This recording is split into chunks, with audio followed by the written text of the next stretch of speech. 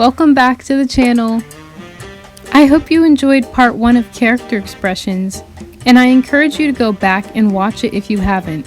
We're going to use it to build what we learned from it. Before we get into the exercises, I wanted to mention 2 other aspects of showing emotion. These are lighting and movement.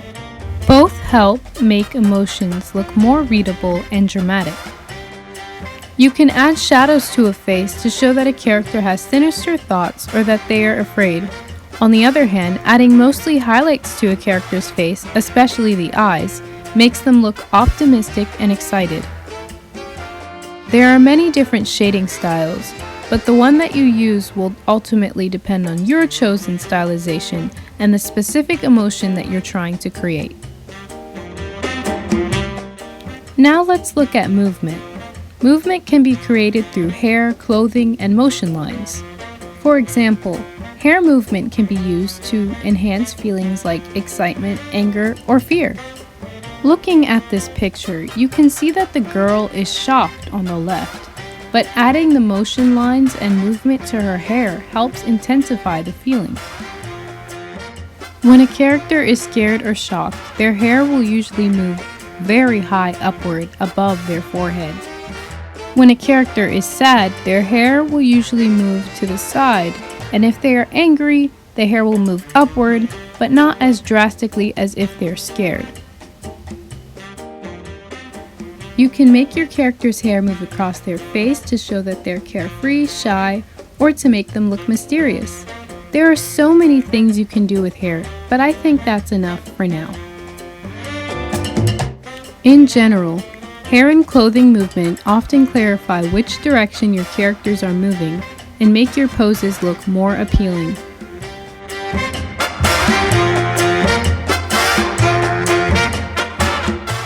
Three exercises that will help you draw better expressions are photo redraws, emotional transitions, and character dialogue.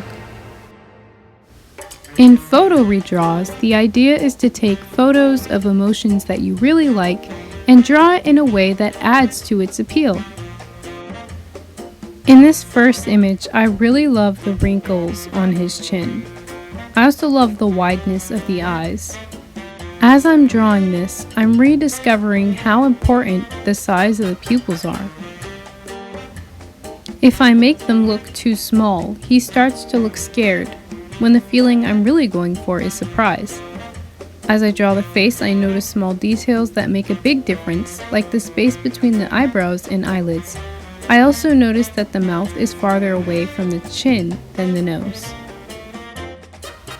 This second image is a bit more challenging for me. I think it's because the expression she's making is one I'm not used to seeing often. I can't really tell what she's feeling, so I'm making some adjustments to her body language and raising one of her eyebrows to make her look playful and intrigued.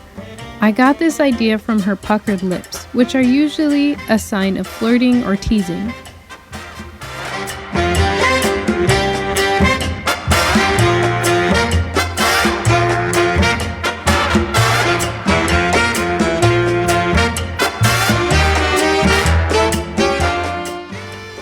This last image reminds me of the face you see in cartoons when a thought bubble appears. It looks like he's daydreaming or thinking about an idea.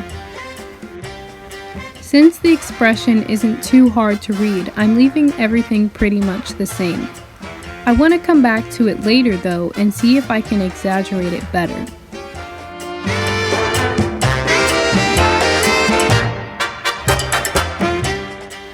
Mood transitions help you create a connection between expressions on your character's face.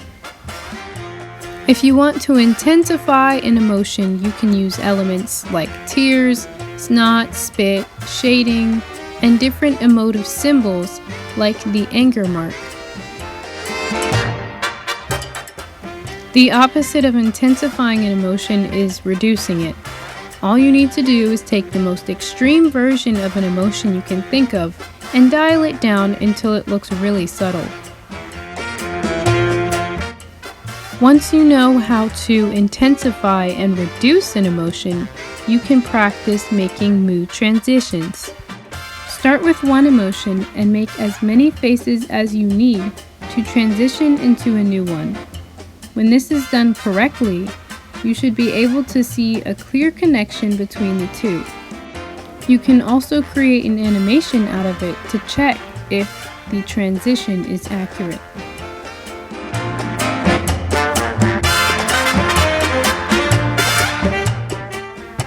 Lastly, we'll look at character dialogue.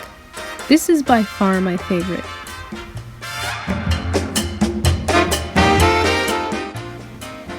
This exercise is helpful because it puts different facial expressions into context and makes it easier for you to decide how you would express the emotions the character is feeling in their conversation.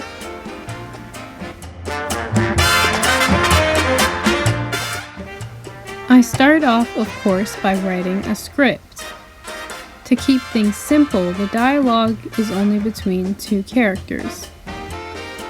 I only write a few lines, just enough to get the idea of the conversation across.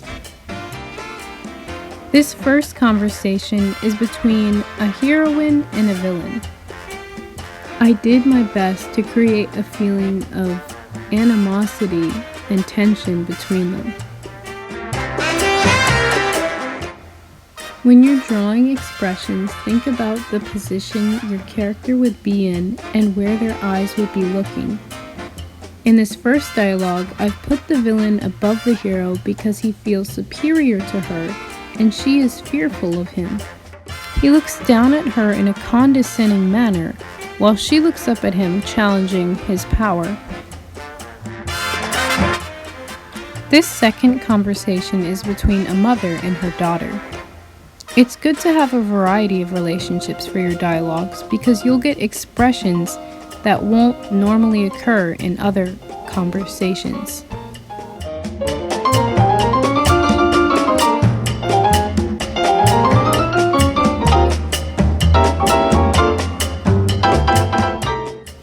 For this dialogue, I put the mother and daughter close to each other because their relationship is close. The daughter still turns away from her mother, trying to hide her feelings, while the mother tries to uncover how she's feeling.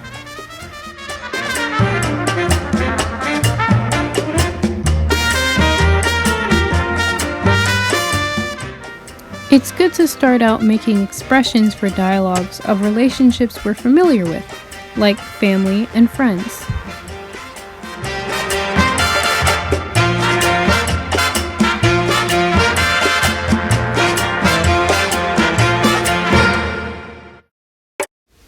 Alright, let's wrap up this video with the dramatized version of Script 1. Lights, camera, action! You're completely surrounded. Give up now and spare yourself any further humiliation. No, I'll never give up. I won't let you destroy my home. Face it. Once this ship lands on your pathetic planet, my troops will invade and destroy everything you love.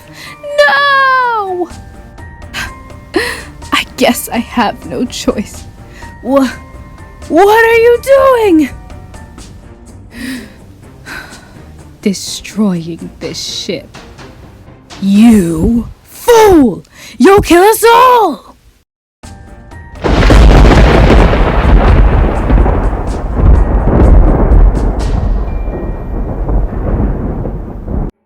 I hope you enjoyed this video.